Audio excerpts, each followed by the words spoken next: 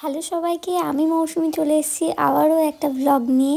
Last ভিডিওতে আমি বলেছিলাম আমার বিয়ের কেনাকাটি সম্বন্ধে তোমাদের সাথে একটা ভিডিও শেয়ার করব। তো এই ভিডিওর মাধ্যমে তোমাদের সব কোয়েশ্চেনের উত্তর তোমরা পেয়ে যাবে। আবারও সবাইকে থ্যাংক ইউ আমার এই বিয়ের লুকটাকে অনেক অনেক ভালোবাসা দেওয়ার জন্য। এই ভিডিওটা আপকামিং ব্রাইড যারা আসছো তাদের জন্য খুবই ইনফরমেটিভ হতে চলেছে।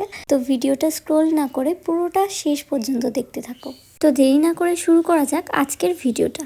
প্রথমে আমি শুরু করছি আমার বিয়ের শাড়ি দিয়ে, যেটা তোমরা মেসেঞ্জারে ভরিয়ে দিয়েছো যে শাড়িটা কোথা থেকে কিনেছিলাম। তো আমি শাড়িটা কিনেছিলাম হাবড়ার একটা দোকান থেকে, যার নাম হলো আঁচল। তোমরা তোমাদের নিয়ারেস্ট কোনো শাড়ির দোকানে যোগাযোগ করতে পারো। আর ব্লাউজটা শাড়ির ব্লাউজের পিস দিয়েই বানানো ছিল।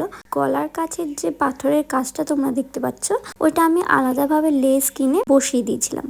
আর আমার বিয়ের এত সুন্দর এই ওড়নাটা আমি কিনেছিলাম নৌরিনদের কাছ থেকে। তোমাদের এই ওড়নাগুলো পছন্দ হলে অবশ্যই বুকিং করতে পারো, খুবই সুন্দর আর রিজনেবল প্রাইসে পাওয়া যায়।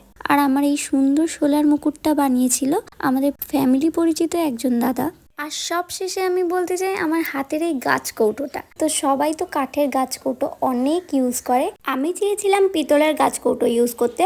এটা দেখতে পুরো একদম রয়্যাল লুক লাগে। তোমরা যদি এরকম গাছ কৌটো কিনতে চাও অবশ্যই তোমাদের নিয়ারেস্ট কোনো কাঁসা পিতলের দোকানে যোগাযোগ করতে পারো। নেক্সট ভিডিওটা আমি তোমাদের জন্য আনতে চলেছি আমার গয়নার ইনফরমেশনের। তো তোমরা কে ইন্টারেস্টেড আছো অবশ্যই কমেন্ট সেকশনে জানিও।